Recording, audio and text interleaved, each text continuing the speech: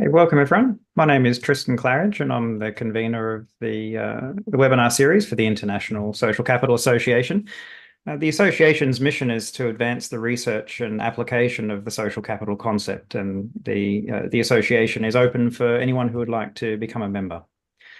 In this session, we welcome Professor Lindon Robison and myself, who will be discussing and describing social capital and social structures. So it's my great pleasure to introduce Lindon. He is a retired professor of agricultural economics from Michigan State University. And he's been doing some very interesting work looking at the relationship between triads of relationships. So welcome, Lindon. Thank you, Tristan. Wonderful to be here, and hello to everyone who has joined us online.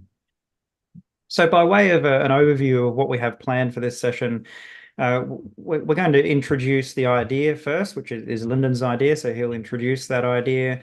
We'll look at the types of structures that can exist, give a brief introduction to what each of those structures are. Lindon and I will discuss as we go along the various points. And then probably about 45 minutes or so, depending on how we go, we'll open it up for questions and discussion from the audience, because this is quite a unique and novel, innovative approach to thinking about social capital, and it goes quite beyond what has been done before. If Lindon, of course, will describe his work, but social capital often is thought of as relationships being exclusively positive. But Lindon's approach focuses on the fact that relationships can be positive and empathetic, or they may actually be antipathetic. So they may not be positive. And not only that, but this latest work focuses on the fact that it's not just about dyads, relationships of two people, but actually the combinations of relationships, like a triad of dyads, if you like, that also can influence the nature of social capital and the potential for social action. So, Lindon, shall we start with the first slide? And if you'd like to introduce the overall approach that you've developed. Yes, thank you, Tristan. And I just would like to acknowledge that these ideas are never born alone, that I've had so many wonderful conversations with colleagues. Julie Taylor is on here, and I continue to have really helpful discussions with her. And Tristan, you and I have had some really great discussions. To begin with, if you thought about social scientific research as sort of one half being observations and analysis, and that leads to a hypothesis, and the second part, having established a hypothesis, gathering data and testing. This effort today is clearly the first half, where trying to build a different way of looking at social capital, the role of social capital, and as Tristan mentioned, going beyond the typical dyadic approach. So the first point that I would like to make, and requires that we take a different approach to social capital, is that we truly do behave differently when we're alone than when we're with others. We've recently been doing a die game where players play alone or they play in groups, the same game, and the patterns of relation, the way people play the game are distinct and different. That leads to the idea that perhaps we need to look at social capital in a broader context. And in this case, we have three people forming three different relationships. And depending on the types of relationships, we can create 10 different social structures. And here, I'm defining a social structure as simply a pattern of relationships that reflect exchanges of one type or another. The other point, I guess, that we should mention is that these social structures are dynamic. There isn't the transition from one to another. And lastly, some of you may have been around when Tristan and I had a conversation about cheap social capital. In fact, I think we may have had two, and that was followed up with some papers. Well, as it turns out, a cheap social capital is a particular social structure, but it's only one of a possible 10. So you might think of today's podcast as continuing that effort and looking at the other 9 that exist. And so the idea behind cheap social capital really is that the enemy of my enemy is my friend, or the friend of my friend is my friend. Like that we can actually draw some conclusions about the way in which we structure our relationships, and the interactions between those relationships actually says a lot about how we feel towards other people as well. That's kind of the foundation for this. Is that how you got started thinking about cheap social capital? Yes, well, as you know, it was sort of in isolation that when you saw patterns of behavior and they didn't conform to anything that you would realize or recognize as social capital rich in exchanges and so on, you said, well, I need a different structure to describe what's going on. And that, of course, led to thinking about cheap social capital, but without thinking that maybe this is one of others. And so it was since that effort that I started thinking about, well, are there other social structures? And so, and if so, do they have their own unique role for social capital? And that's what's behind today's effort. So for anyone who missed our previous webinars on cheap social capital, the word cheap is intriguing. Why do you describe that form of social capital as cheap? Well, for one thing, social capital, as I define it, as connecting emotions of trust and empathy and sympathy that internalize the well-being of exchange partners, produces so many advantages. It leads to investments in social goods. It facilitates trade and exchange. It internalizes externalities. I'm using some, and it just has so many advantages. And so if you had antipathy or some other relationship besides that, that was an inferior imitation of social capital as I've defined it here, then it's cheap. What it produced is not valuable. In fact, it may be harmful, and that was sort of led to the definition of cheap social capital as depending on shared antipathy to create a connection between exchange partners. Surely not capable of producing the expensive and positive advantages of social capital. So certainly powerful because people can come together with a common enemy, and so they can unite, they can work together, they can collaborate based on that common enemy. So it's very powerful, but it's cheap because it doesn't actually require people to have goodwill and trust and solidarity and empathy and so forth with the people they're collaborating with, as long as they're collaborating against something. And I guess so it's powerful, it's cheap, it doesn't produce the same kinds of benefits and outcomes. And I guess in many ways it's more likely to produce some negative outcomes as well. So is that enough of an overview, do you think, for our audience who perhaps didn't catch our previous webinars on cheap social capital? Yes, thank you, Tristan. I think you mentioned that it's very inexpensive to form cheap social capital relationships, and perhaps that's another dimension of the adjective cheap. Yes. So let's look at some fundamentals. Would you like to introduce these? Well,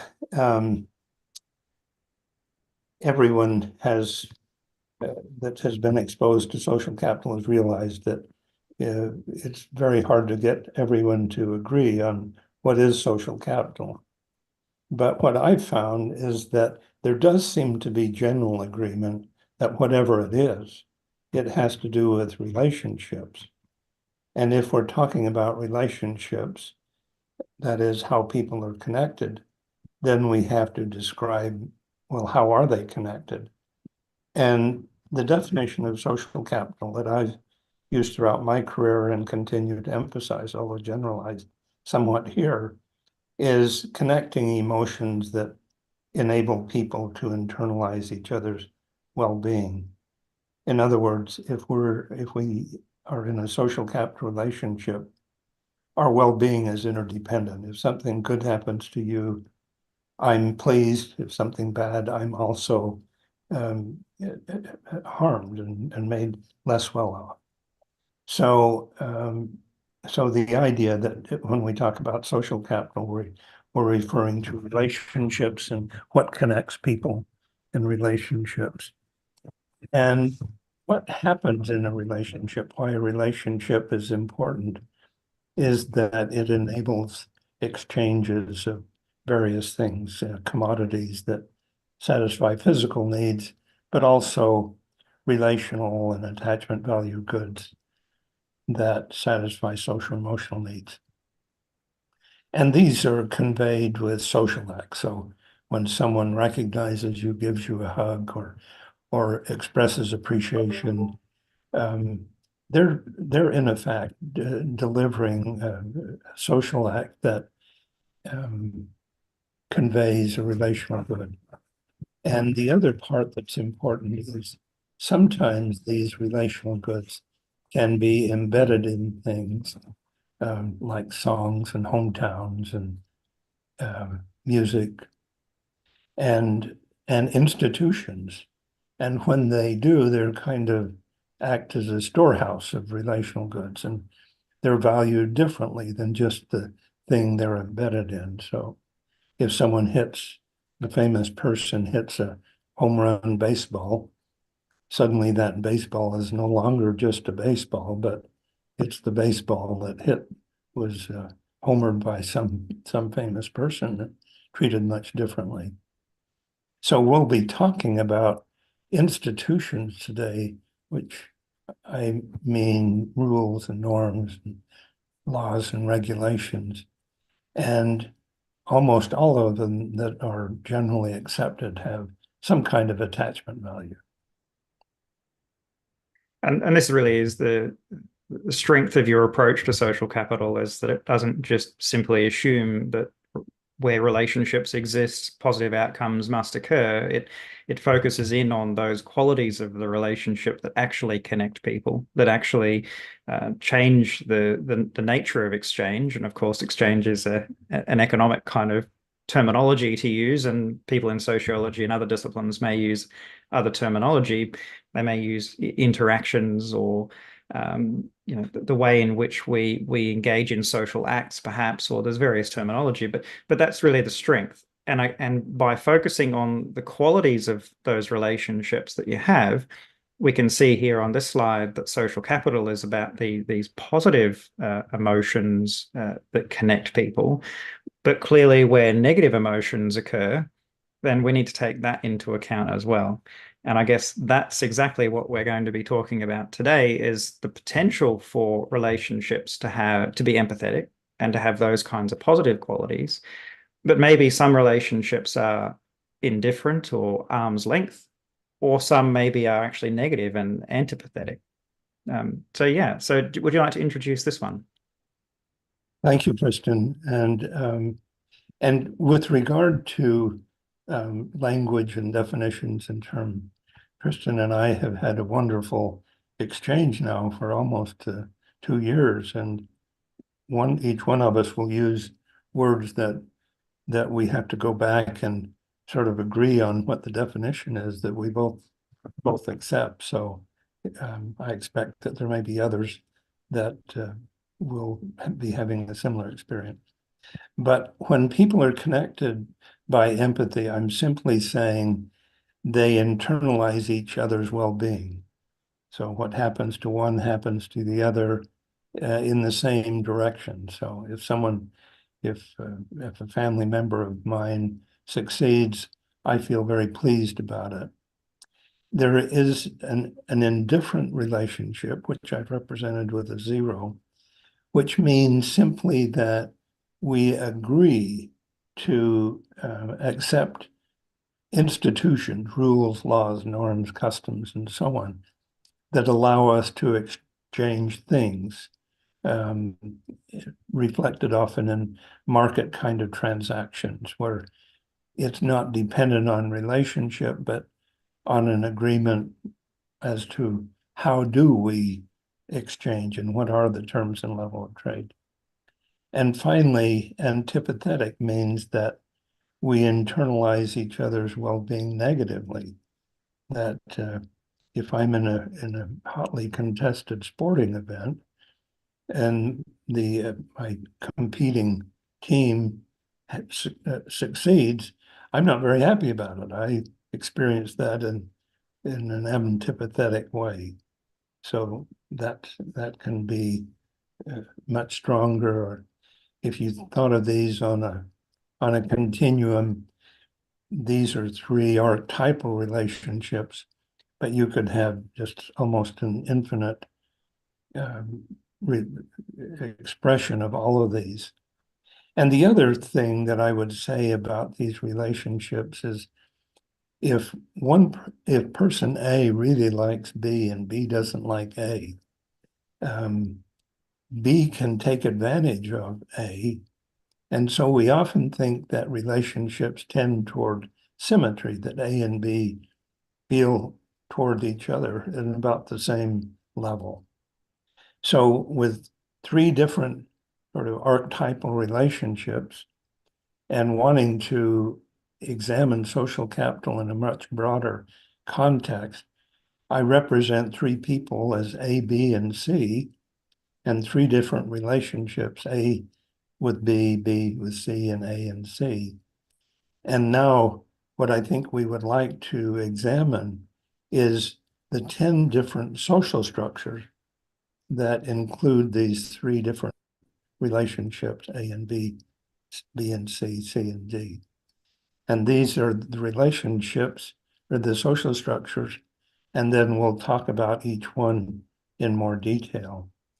And notice that we, in the first, I guess in the second column, we have the relationship A, B, and then the second column is the relationship with B and C, and the third relationship with A and C. So those 3 relationships we'll keep referring to over and over again. And on this slide, I simply want to point out the 10 different social structures that we'll examine, and each one will have a unique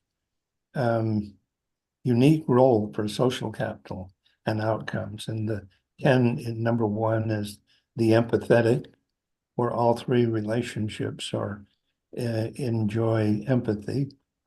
The broker social structure, where A and B have empathy, B and C have empathy, and A and C in the third column have an indifferent relationship.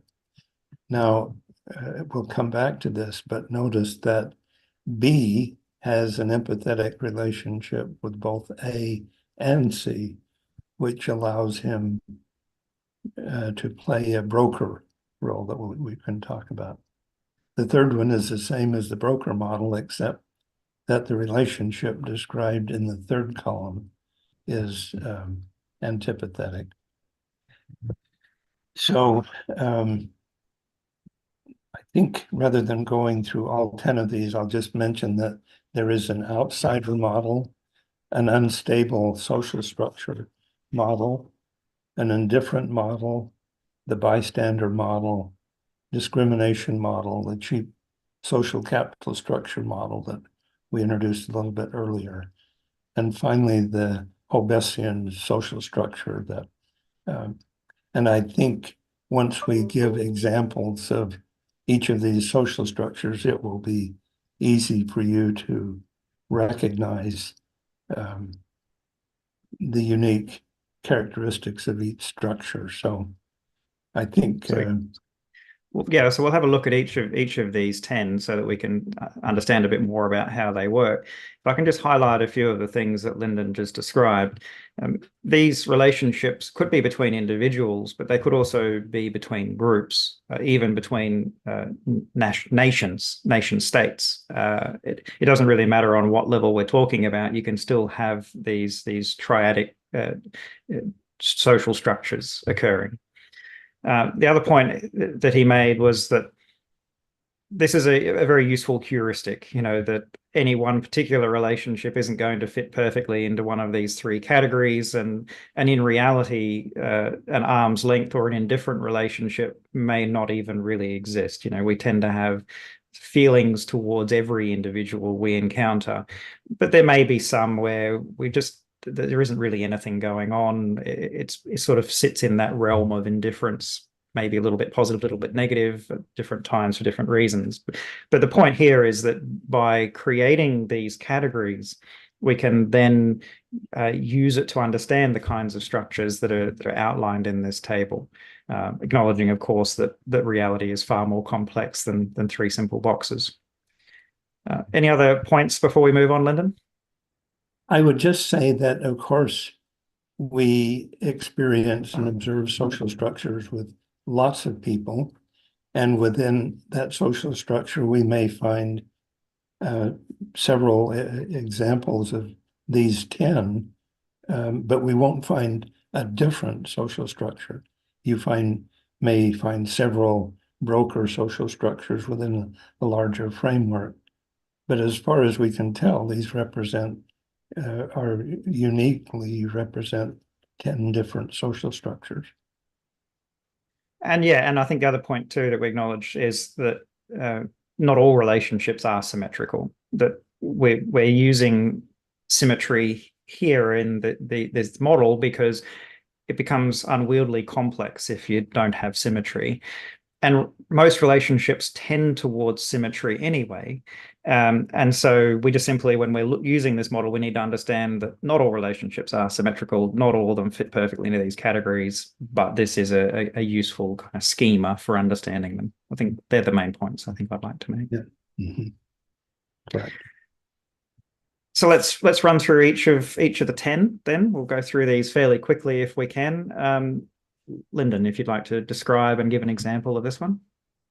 So the first structure is the empathetic social structure, which means the members of this triad in these relationships have empathy for each other. They may be in different resource position, but nevertheless, their mutual empathy allows them to exchange directly with each other. And what they exchange will be relational goods, as we described earlier, or they may be commodities, things that satisfy our physical needs. And when they're exchanged together, they're exchanged on terms that are often much different than you'd observe in a marketplace or in an indifferent relationship. The difficulty or the challenge for the empathetic social structure is that empathetic relationships are costly to maintain.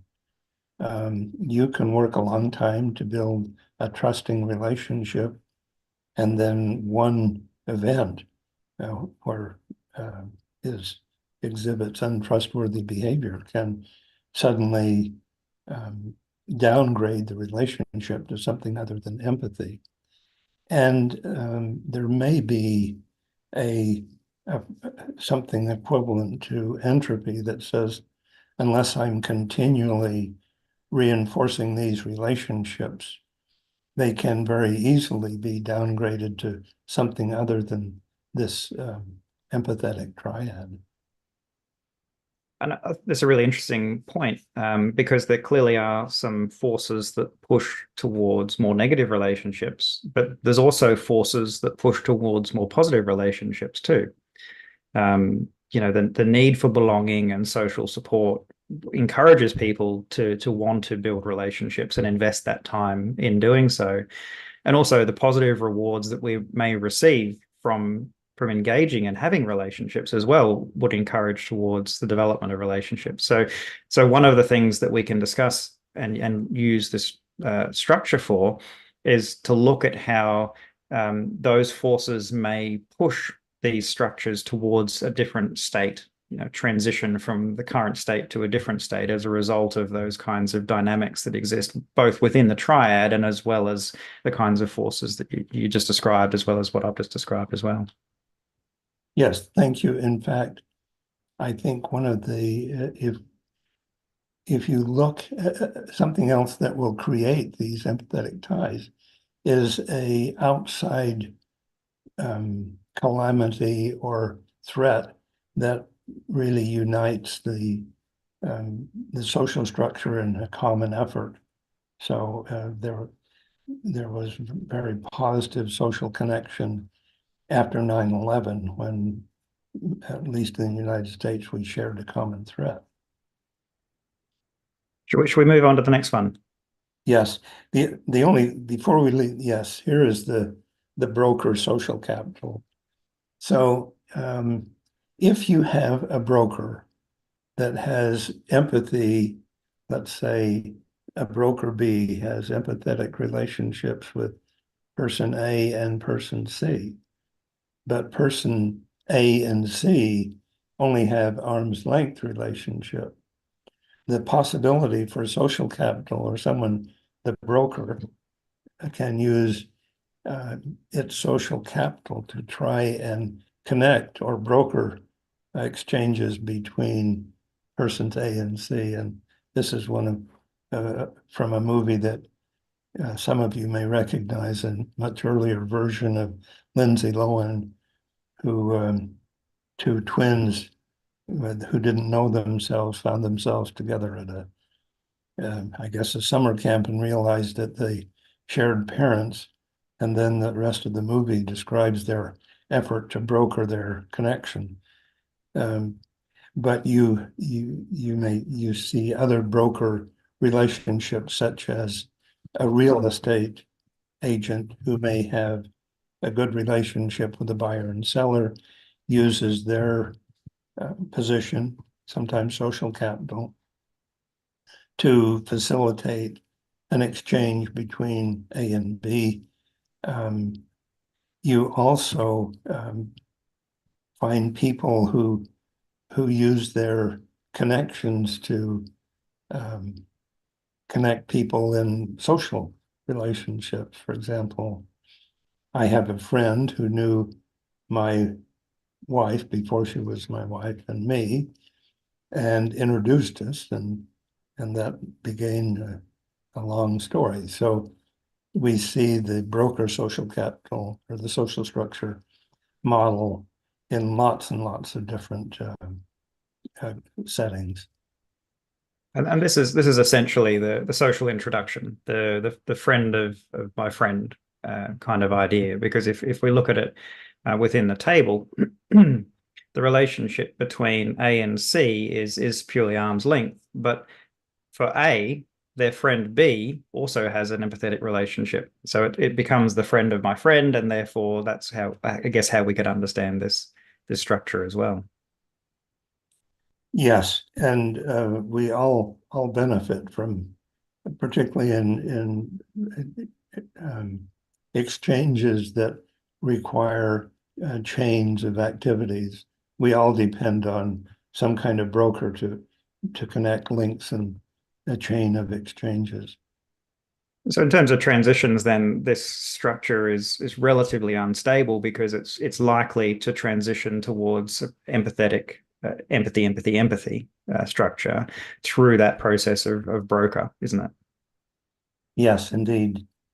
And so if you look at this broker structure and you say, and if there is kind of um, a pressure and in the relationship in the third column between A and C, if their only connection is an agreement on the institution, that's required for them to exchange commodities.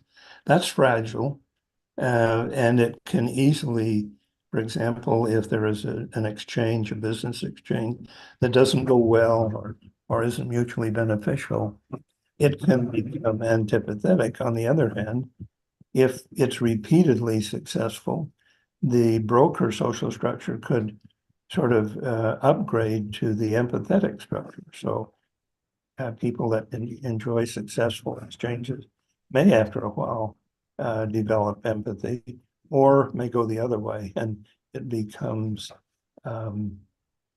antipathetic. And now the social structure of the peacemaker is much different.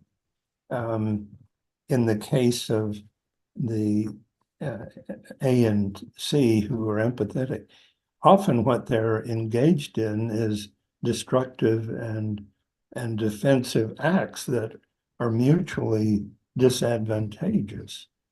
And the broker, who still has empathy with A and C, finds his role of trying to get A and C to form a treaty, to upgrade the relationship, to agree on whatever is leading to their antipathy. And there is a slide that describes at least one successful example. At least it was successful for a short term, and with the leader of the Palestinian group, Arafat, and Shimon Peres from the representing the Israeli, who for a while had an agreement that led to a cessation of hostilities. And so you find this peacemaker social structure often appearing in major conflicts where we're trying to, if not get the combatants into the role of empathetic partners, at least to move them away from their mutually destructive roles. So in this case, the previous the structure was hostility or antipathy, and the broker having empathy between them both, which allowed him to assume the role of the peacemaker. And that's the real strength of this approach to triads, is that it illuminates the dynamic nature of social capital and how things change as a result of the different interactions between the different parties, whether they be individuals or in fact entire nation states that are acting in these ways. Should we move on to the next one? Before we leave, then just let me say that in the empathetic structure, exchanges of relational goods and commodities are direct. In the broker model and the peacemaker social structure, they're indirect, often going through the broker or the peacemaker, and hopefully on their way to a stronger model. Yeah. So the fourth one is the outsider structure. So this is a cartoon of a picture, or at least a theme that we've seen in lots of places. You have friends at the dinner table enjoying each other's company and exchanging relational goods. And then you have someone who is estranged or not an enemy at least, but doesn't have the empathetic relationships required to join the table on the left. So they may, on the left, this group of friends are exchanging relational goods, having a good time. I'm sure implied that they have other exchanges that may arm's length, and maybe they agree on lots of rules on where you can join and sit at the table and how you behave and so on. Perhaps we could just go up to the table and identify that structure before we move on to the next one. This is number 4. So we have one empathetic relationship, which is between A and B in the first of those 3 columns. But then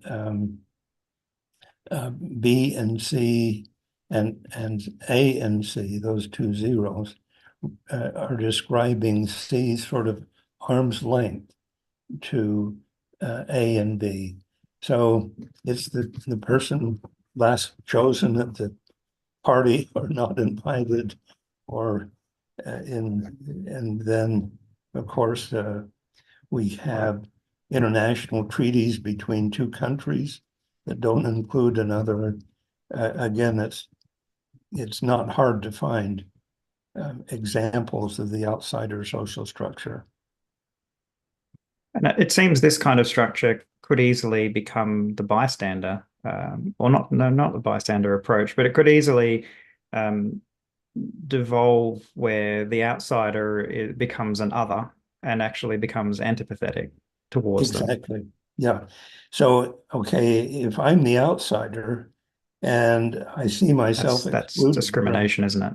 yeah, Yeah. um, but it's an easy transition from the outsider model to the unstable social structure, where the outsider says, "Hey, I'm excluded from this club or this um, empathetic group, and I don't like it, and I'm going to get even." And so you have this zero, this arm's length relationship downgraded to an antipathetic relation in social structure number 5. And this creates a very unstable social structure.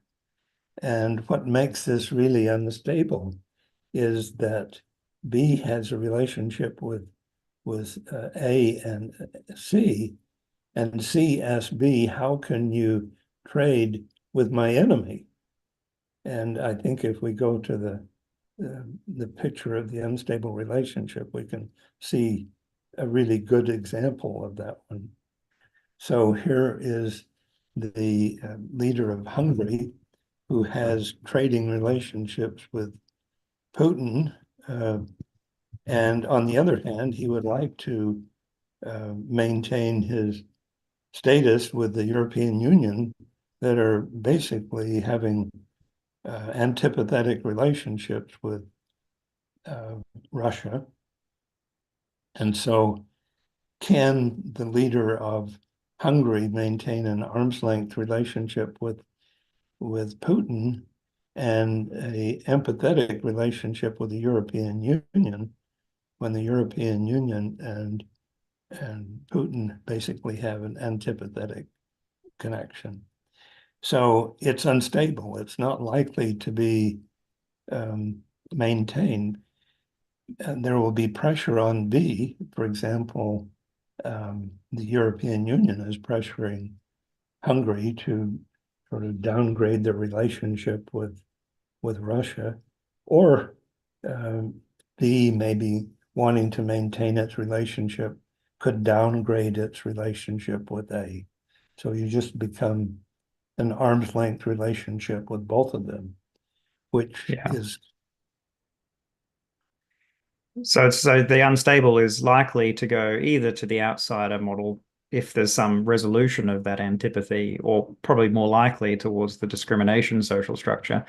And perhaps there's some strong psychological theories that support that idea, that in-group, out-group, outsider model approach, where if you're in the club, then it's pretty easy to make those who are outside of the club an other, and to therefore actually be antipathetic towards them as a result.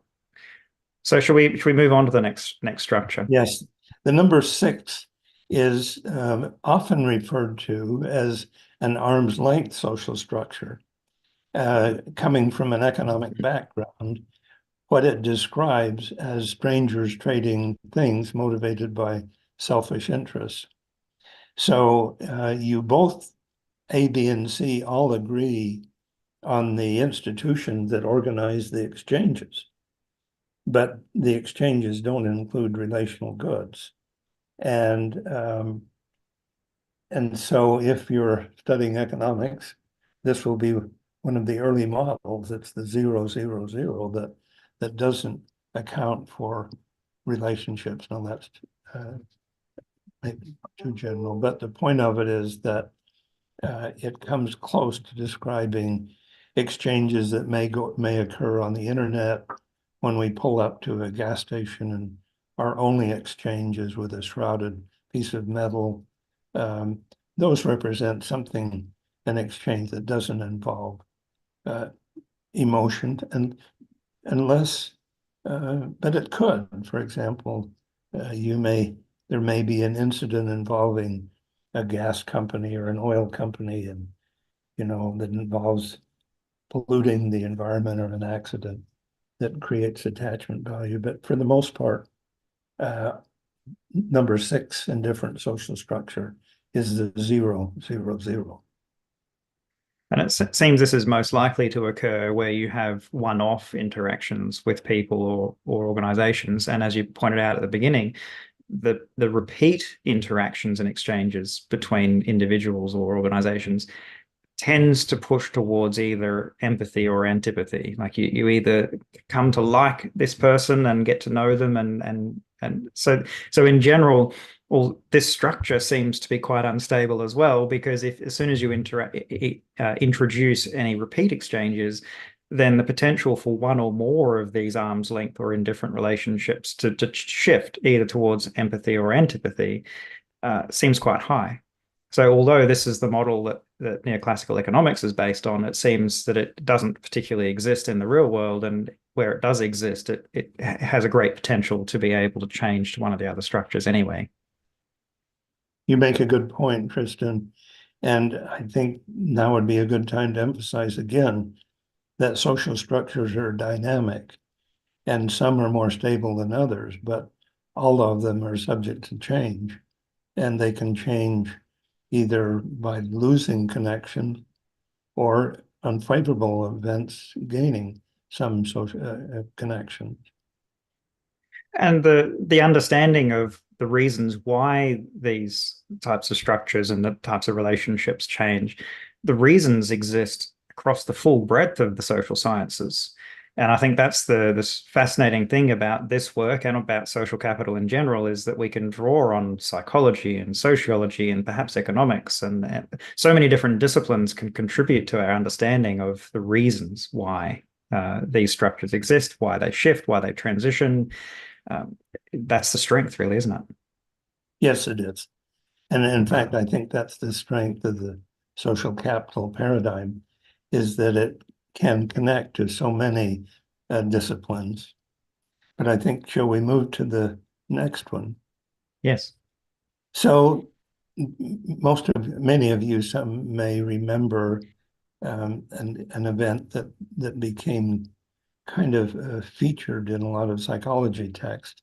A young lady named Kitty Genovese was murdered outside her apartment building, apparently in earshot or eyeshot of a number of people who didn't rise to make the effort to call or intervene. Now, it turned out that this really wasn't, the report didn't have their facts correct, and there were some that did try and call. But the point remains that there is a bystander structure, and I think it would be helpful. Let's go back to the table and see what that structure is, because what it involves is neither B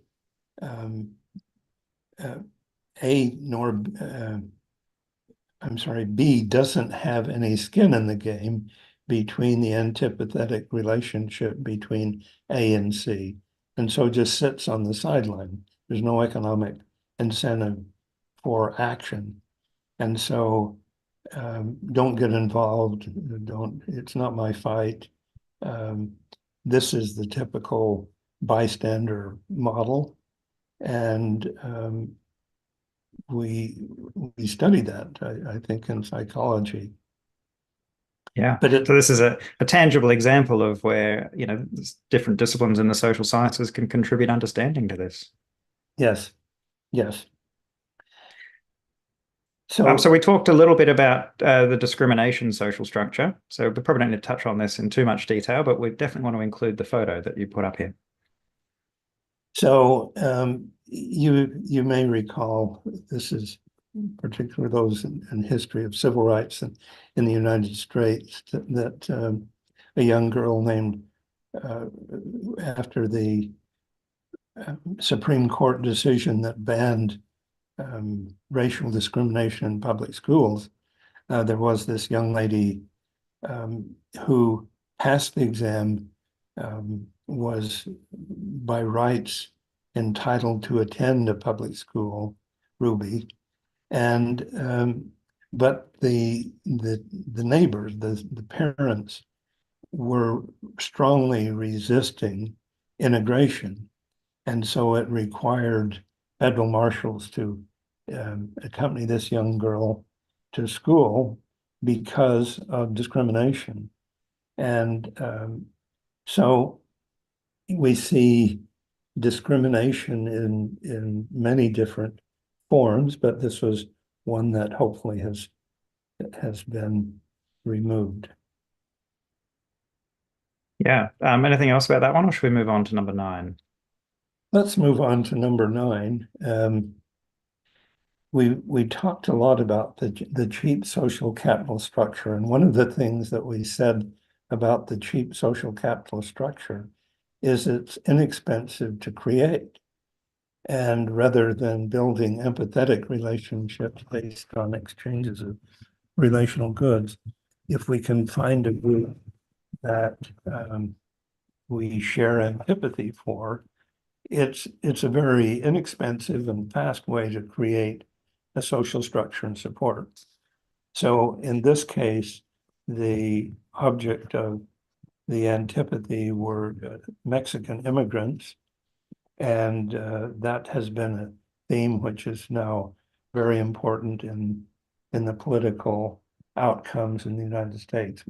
Not just Donald Trump, but others will use this and role, and I think we all have used it at some point to say that our social structure is, we can agree to find someone else that we don't approve of or disparage.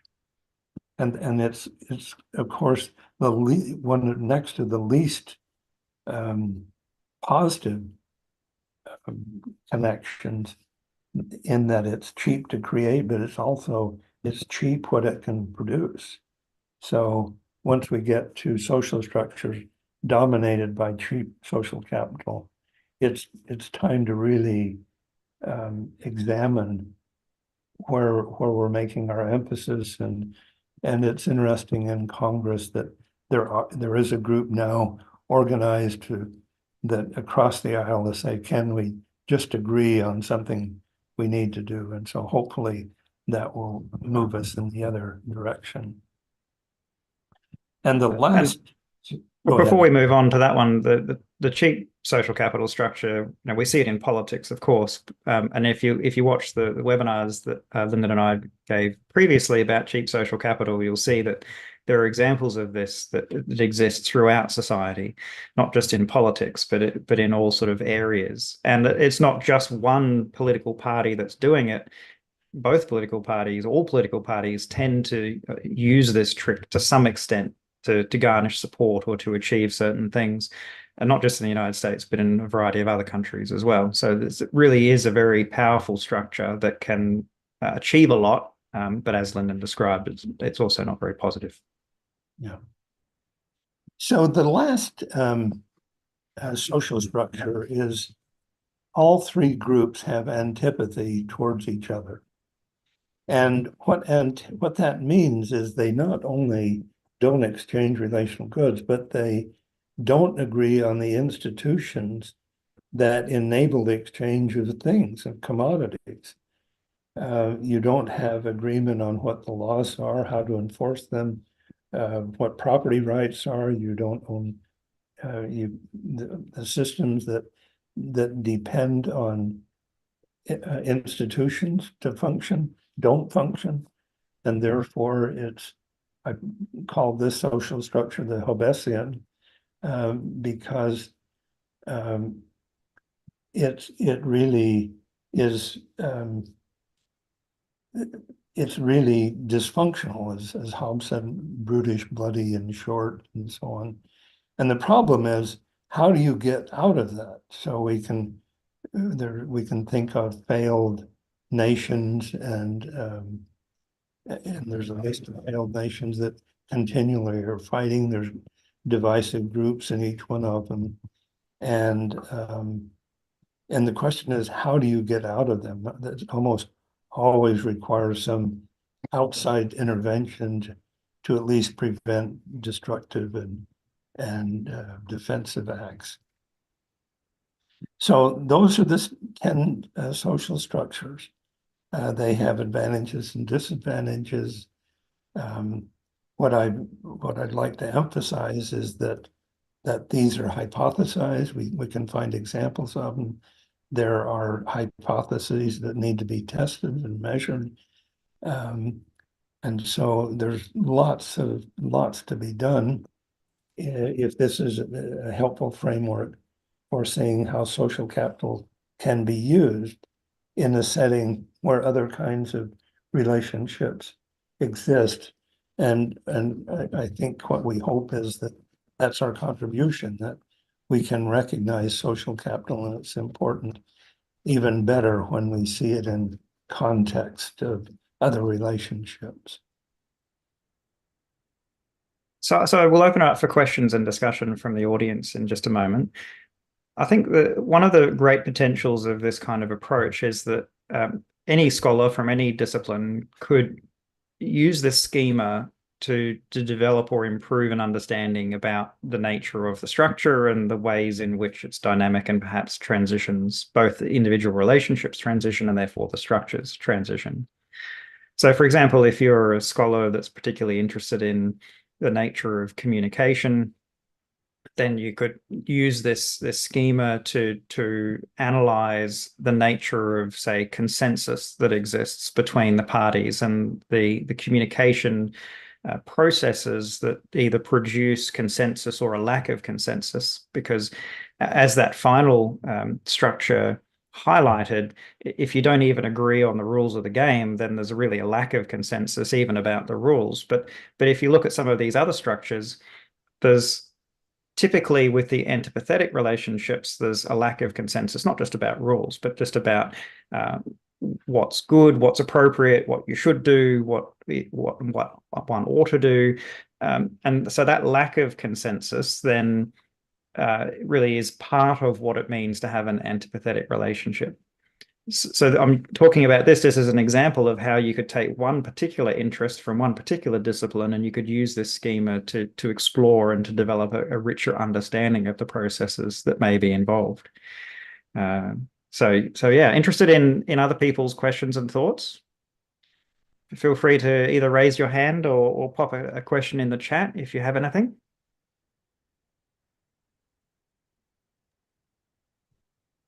Might leave it on this slide while we have discussion so that you can refer to any of these 10 structures as we talk about it.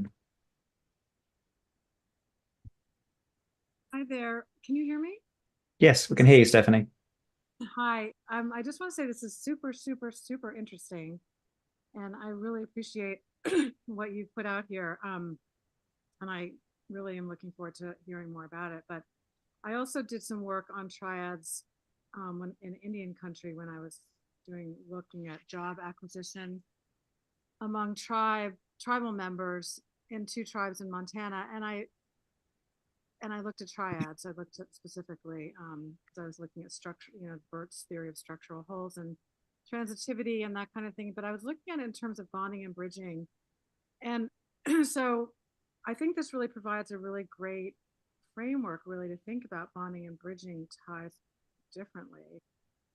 I'm still thinking about it, but I think it helps kind of clarify those, even linking too, bonding, bridging, linking, sort of in the literature, social capital. It helps kind of break that down more easily, I guess. And so I guess there's that. I believe that's true. And then the other thing is, my question kind of is if you're looking at this on an individual level as opposed to a community social structure level, do you have any thoughts about that? And how this translates? So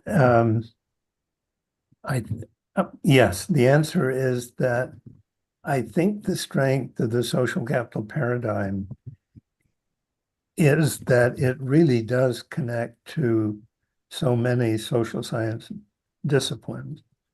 And for example, networks is a powerful tool, and we can use it to describe where social capital lives in using different kinds of relationships. We can describe different kinds of networks.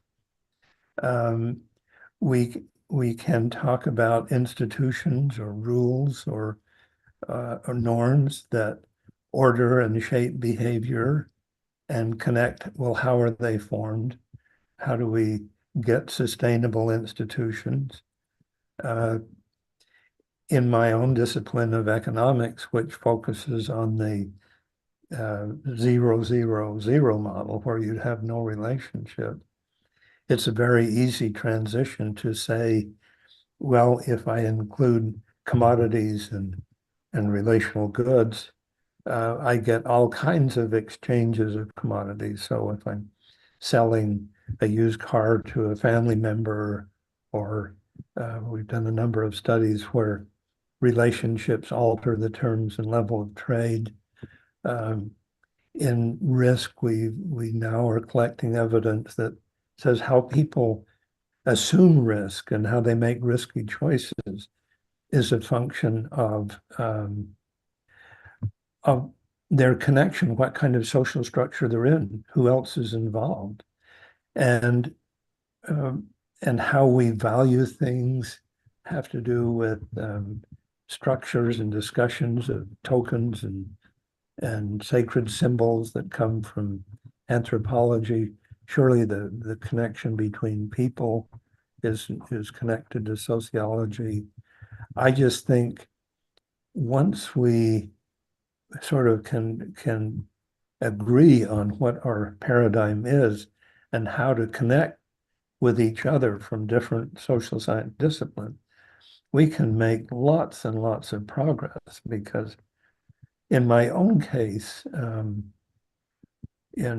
I sort of discovered that relationships mattered, and then started trying to learn what other disciplines, it was one of my really rich academic experiences of being able to talk to other people with that were contributing to how people interact. And of course, there's a price that we have to pay that builds the common vocabulary, but the rewards of being able to benefit from a lot of different social science disciplines. And I think the social capital paradigm has the potential to help make that possible. So I really appreciate the question that social capital is not the domain of a particular discipline. And I think and we need to all be careful that we don't say it belongs to discipline A or discipline B, but it has elements that connect us all together, and let's benefit from each other's insight is what I'm hoping from.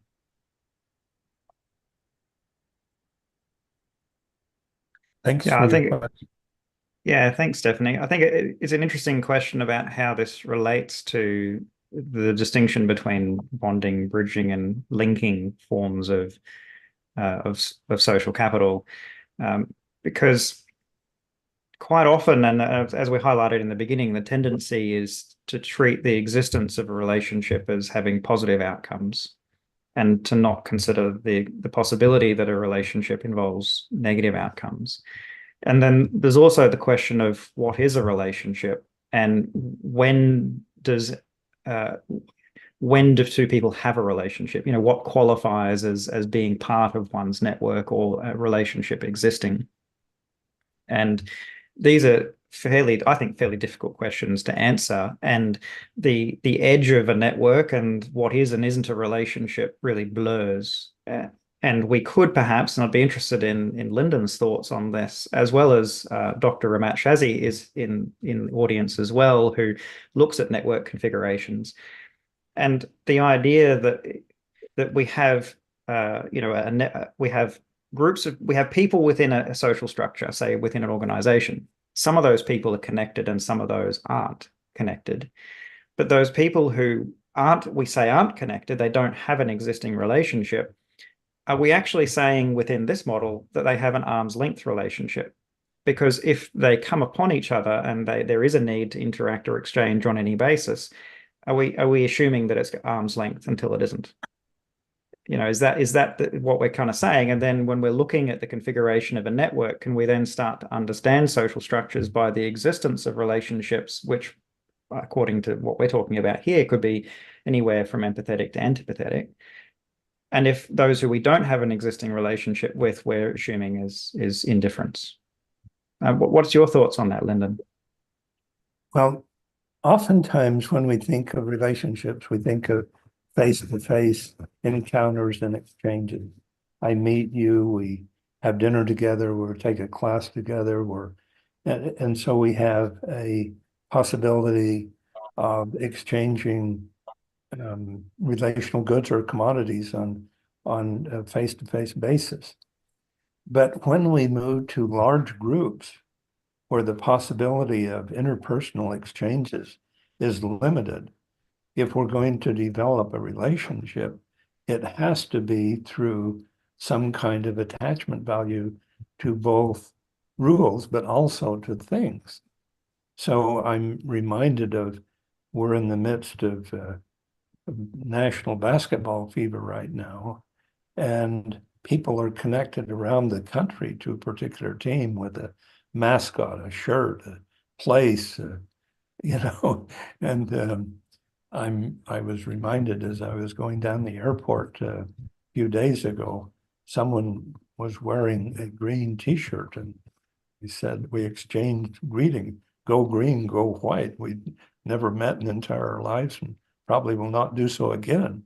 But the fact that we both shared attachment value for a common place established a relationship.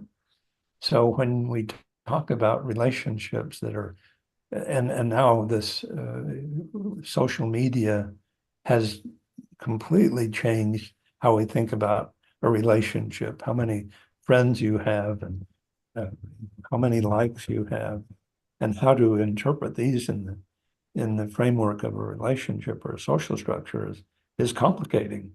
But at least I think we can say a relationship means that we're somehow connected. What we're not quite comfortable doing is defining exactly what that connection is and what it entitles you to do. Yeah, I think that question came up in one of our previous discussions, Lyndon, and just off the top of my head, I said, well, a relationship must involve mutual recognition.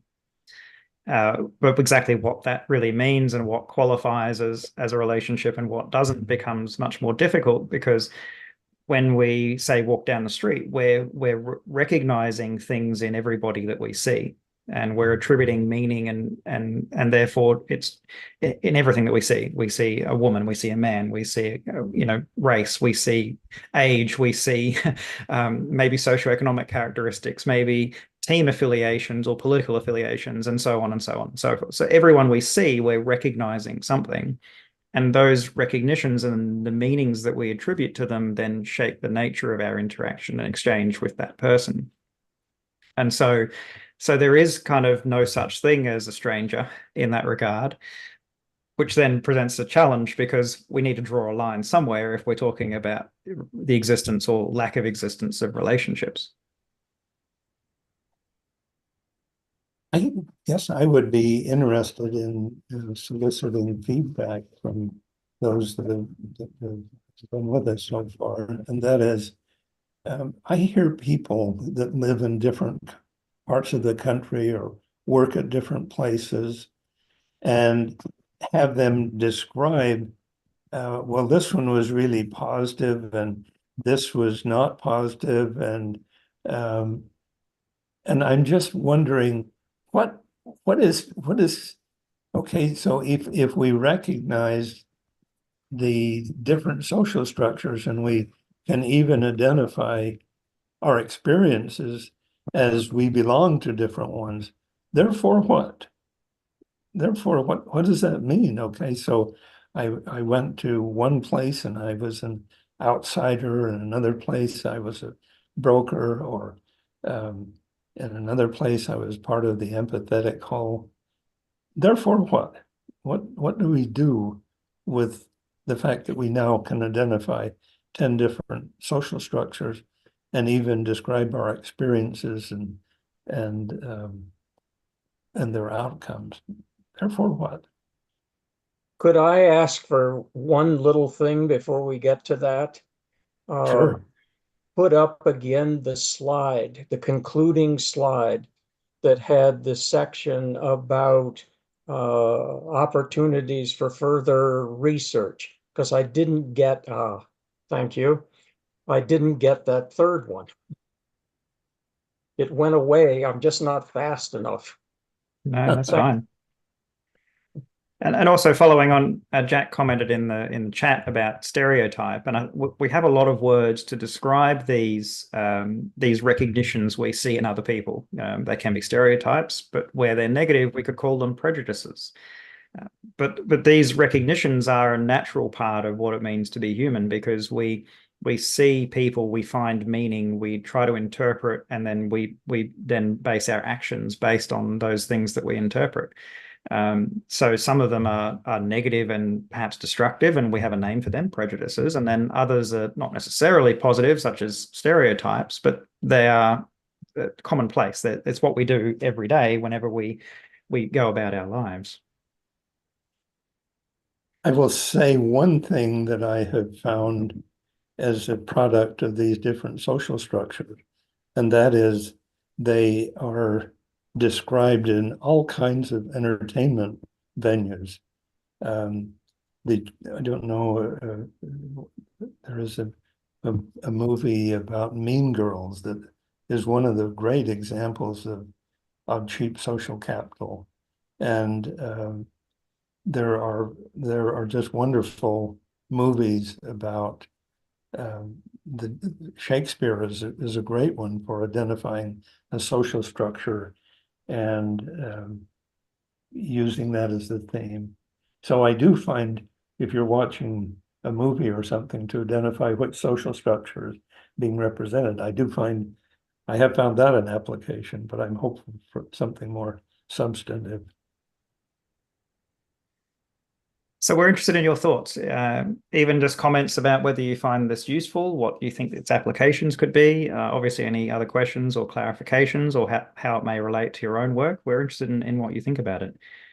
And if Ramat is here, we'd be quite interested in, if you feel like it, in what you think about it, how it might relate to your work. Hi, Tristan. Can you hear me? Yes, I can hear you. Lovely. Apologies, I'm not quite sure what's happened to my camera. It's on, but it can't capture me. Apologies for that. Thanks, Professor Robinson, for that presentation. And it's fascinating to actually look at the various triadic structures that we can analyze. This is great material for me to actually prepare for my sharing in a couple of weeks.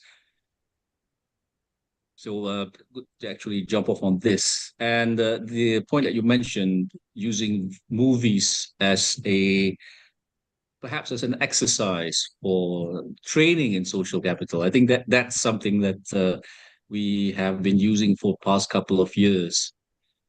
A quick question on trust in, or rather with the clients that we've been working with over the past few years.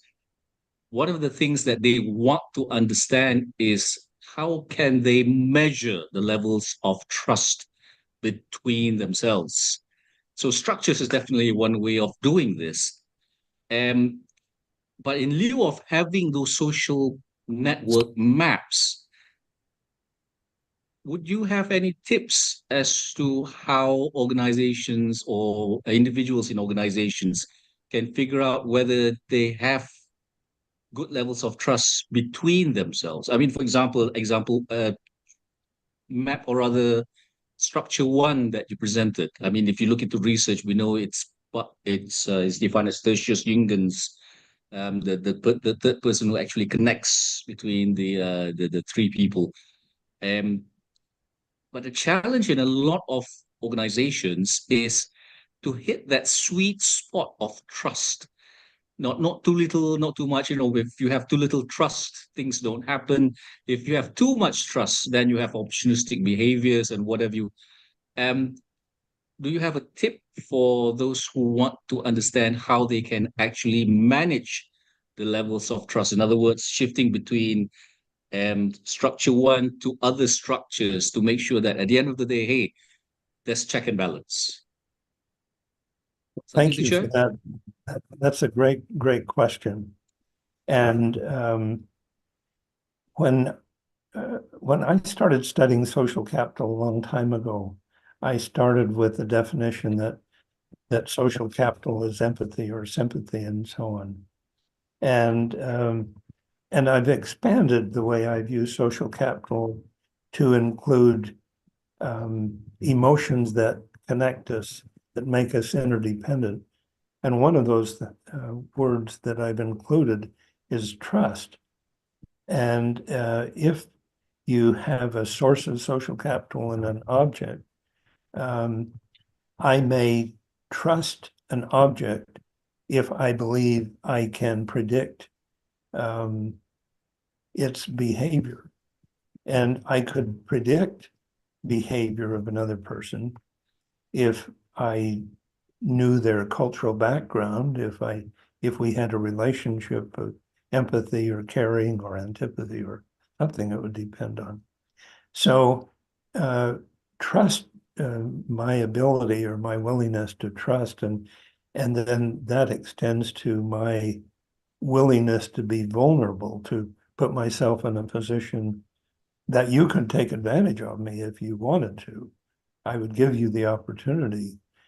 And so the whole idea of trust is complicated, and what's behind the trust. And so on this continuum of relationships from antipathy to arm's length or indifference to empathy, there are all kinds of connections and intensities of connection. And so, in some cases where you had experiences that you literally have depended on each other, I'm thinking of people in combat or crisis situations where your outcome really does depend on trusting each other. I think it grows. I think your connections can grow. One of the early challenges that we faced when we started studying social capital was you can't measure it. This is emotive. It's how do you even talk about it? You can't measure it. And we responded to that by saying, well, how do we measure anything? We start with a standard or against which we measure all of our other things we're trying to measure. For example, if it's a horse race, we have a starting place, we have a clock, we have an ending line, and this allows us to make certain measures. So in the case of social capital, and we were talking about different kinds of relationship, we have to choose a standard. And our standard was the arm's length standard. It was what is the terms and level of exchange between two strangers. And by that, I mean they are strangers or they're indifferent to each other, but they agree on institutions that enable them to exchange.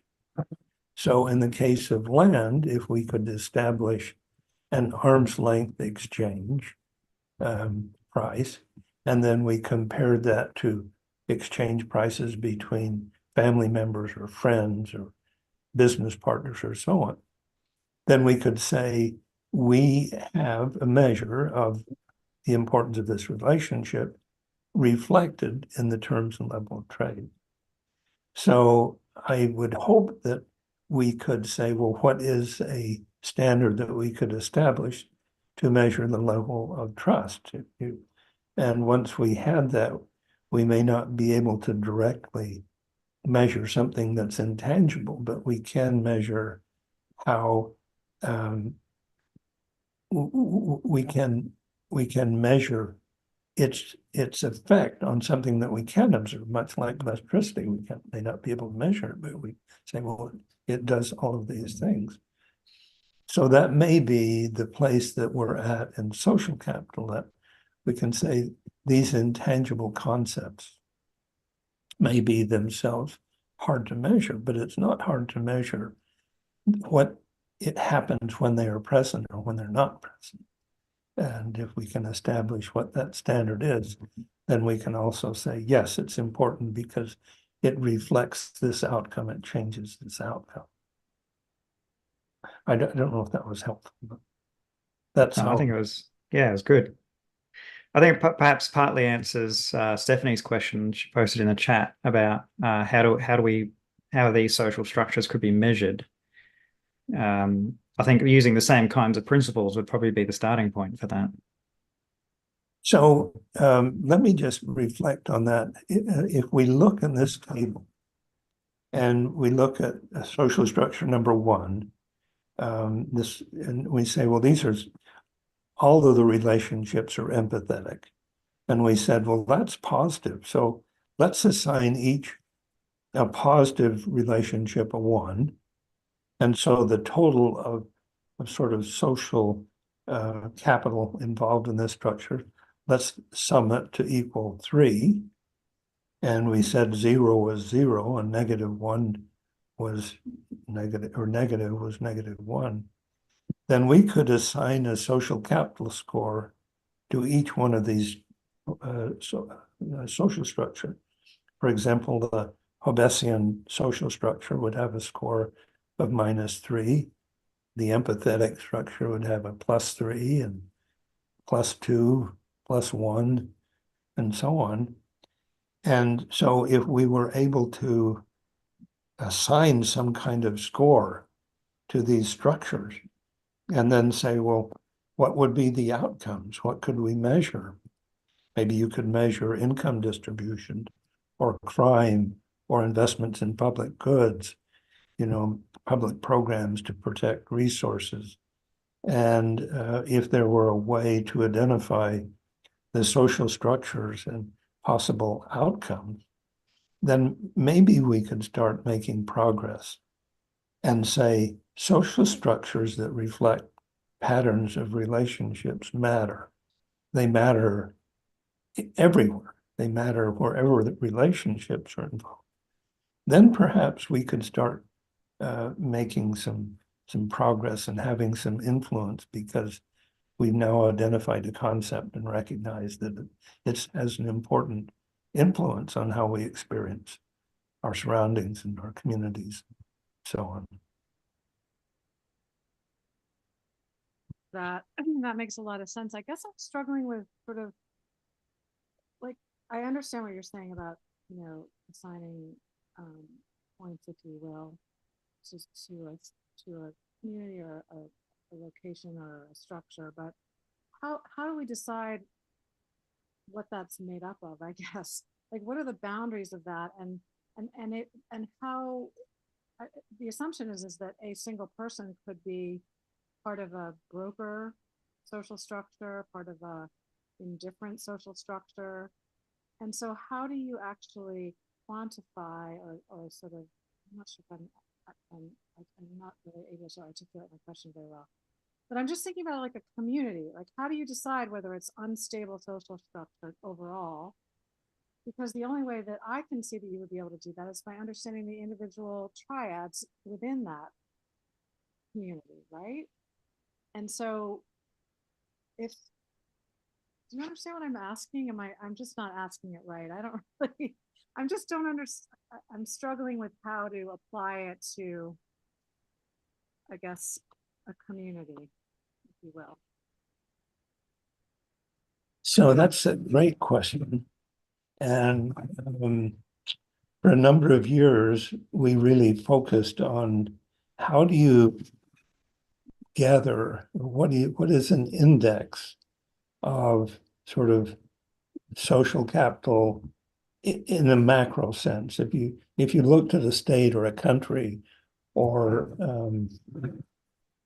a community, how would you just dive in there and say, how would you rate the social capital and so on?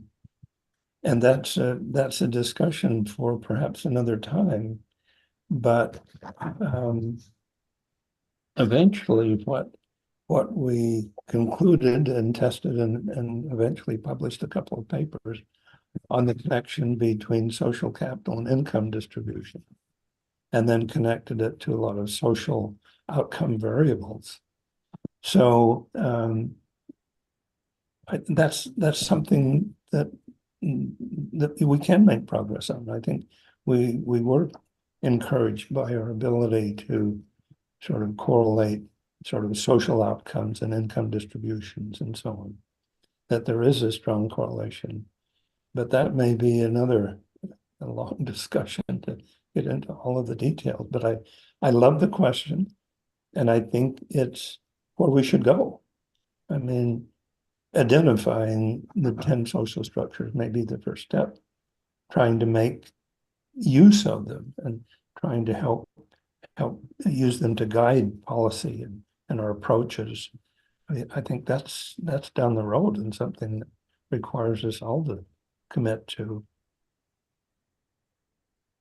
Perhaps another way of thinking about it is that it's quite common to try to measure, say, social capital within a particular group or a community, and to look at the existence of bonding and bridging, linking types of ties, and then to categorize the community or the group as being dominated by bonding, bridging, or linking types of ties, or to evaluate those across those different types of social relationships. If we were to take the same kind of approach to a group or community across these 10 different social structures, it would seem to be quite complicated to do that, because we would need to try to identify the commonality of these structures within the community or social grouping. How many types of individuals or groups have each of these types of different social structures, which seems like it would be unwieldingly complex to try to do from a data collection and analysis point of view, if we could even get a good measure of each of these structures in the first place. But that's only one possible application of this schema, this approach to understanding social capital, and one that I think that if it was to be used in that way, would need to develop quite a bit more about the method of how that could be done. I surely think we would want to connect with people who make network analysis the focus of their inquiry.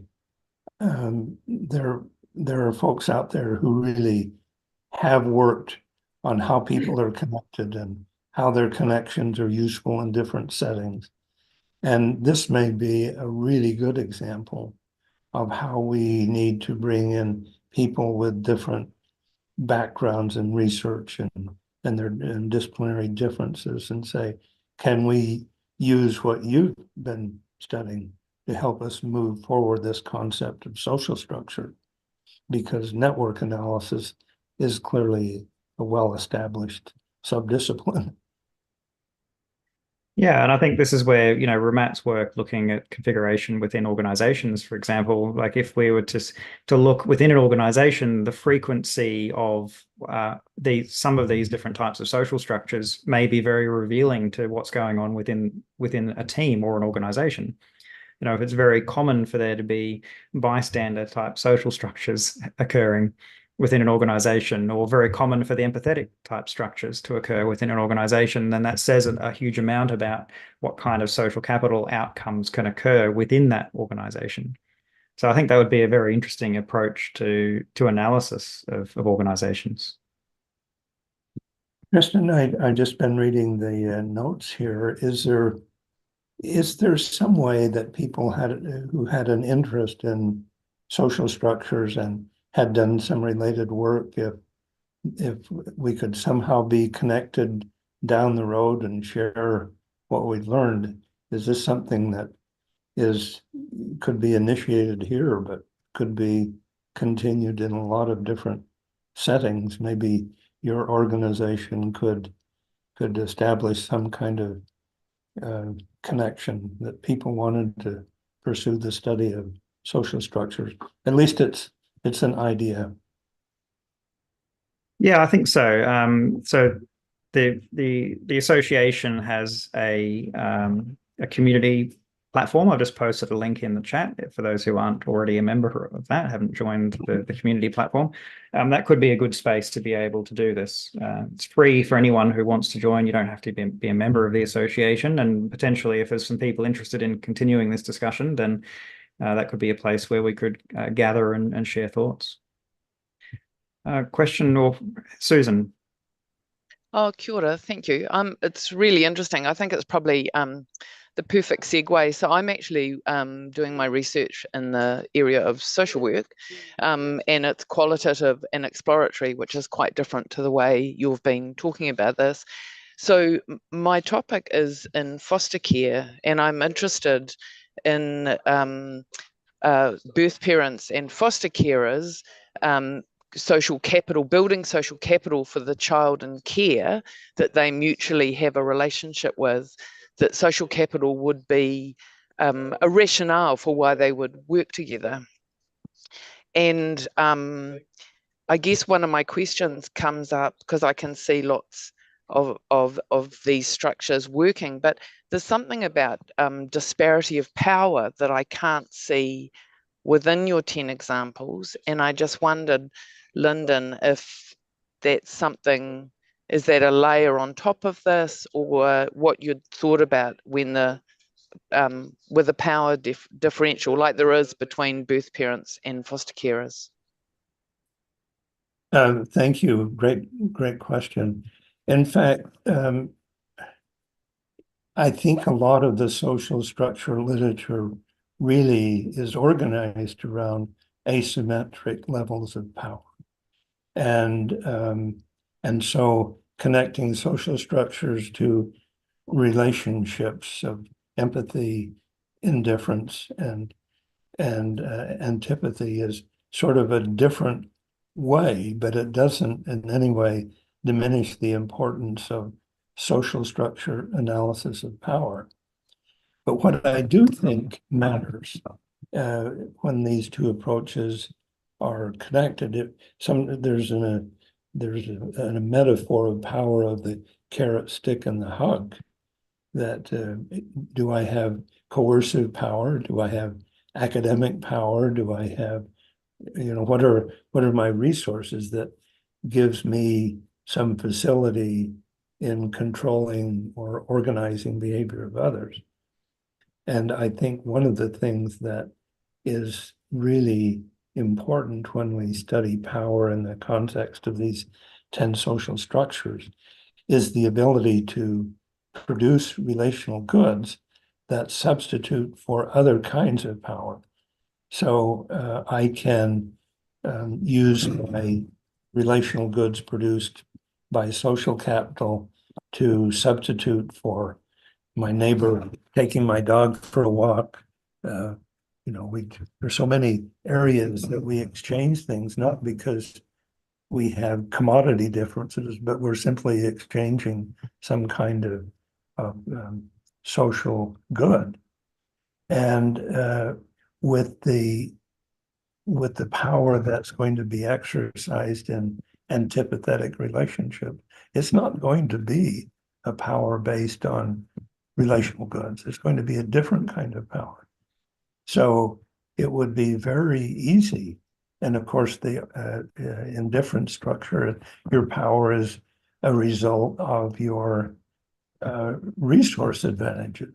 In fact, if you looked at social structure number 6, which is corresponding to the economic model, one of the real disadvantages is that it produces inequality and an unequal distribution of power based on commodities and probably other things. And that's always led to this conflict between equity and efficiency and so on. Well, if that's going to be hard to address without accessing some kind of empathetic power or some agreement that this isn't this rule or this structure isn't what we want. So yes, the power distribution, I think, is really the absolute next step to expanding on these social structures and what do they mean and how do we live with them. But I think about some of the original work in social capital, like the creation of sort of treatment in the study of human capital, about how students were treated differently in a sort of a caring and empathetic environment, and how that produced different levels of human capital depending on what kind of environment they were. Just think of the implications for education. If I'm being a student in one of these structures, how would I respond differently? So there would be, if I were in a bystander model or an indifferent model or an empathetic model, or heaven forbid, a cheap social capital model, what kind of outcomes, what the outcomes could be and how they would be distinguished. And it would then lead us to ask a lot of different questions about things that we've studied before and assumed that we had to, we sort of knew what the answers were. So I really like where your question is leading us to. I guess and the only other thing I'm interested, it's the social worker in me, but the term selfish is something that really doesn't sit well with me. Peacemaker, empathetic, they're all of a disposition that can be seen as positive.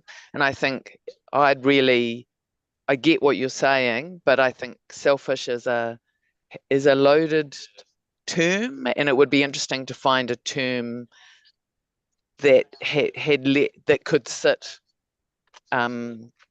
positively where people are doing it. Particularly people who are disenfranchised, they're doing everything they can, rather than being selfish as such. Do you get what I mean? I get exactly what you meant. And so what I sort of, I have a paper on motives that challenged an underlying economic presupposition, was that people were mostly selfish.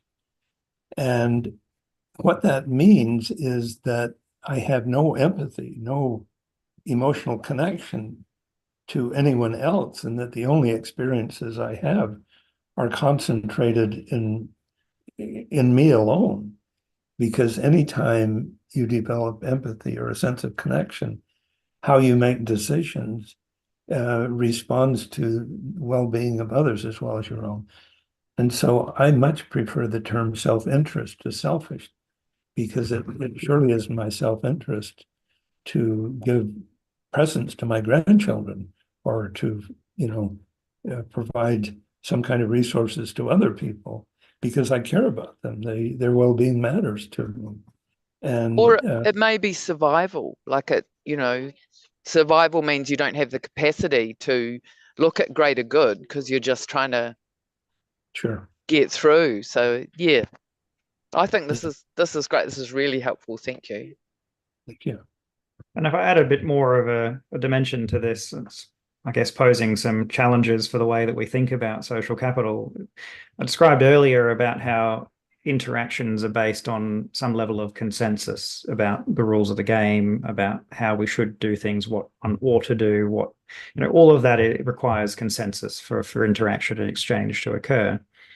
And what we often think about social capital really comes down to people having consent in the nature of their interaction and exchanges, that it's not just consensus, it's also consent. But if we look at these different types of social structures, that's most likely to occur in the empathetic structure, where not only because we internalize other people's well-being, because we have empathy for each other, we actually seek consent in the way in which we interact and exchange. And under that model, power ceases to be all that important, because whether or not someone has power, where consent is reached in the nature of interaction and exchange, power is no longer so much a factor. But where we're interacting through coercion, power very much is a factor that then goes into whether or not that coercion can be exercised. And so some of these structures are going to involve much more coercion than other structures. So this is presenting another level of potentially understanding and exploring this through that way we can think about the nature of how we reach consensus, or whether in fact consensus is reached at all, and the nature of consent and how that might be reached, and therefore the nature in which power may play a significant role in it. So I think this is, to me, the biggest benefits of this kind of work that Lindon's doing is illuminating these kinds of questions that we can ask ourselves, and then start to consider, well, how do we take this into account, and how do we understand the nature of relationships, the nature of social capital more through this schema that then allows us to ask these questions and pose these I think what are quite difficult questions to answer, because there's so many different competing ways to look at and think about these things. Talking about trust earlier, like trust has a huge amount of overlap with empathy and the nature of feelings. They're not the same things, but this does allow us to consider, these different reasons and motivations for people's, the nature of people's interaction and exchanges with each other.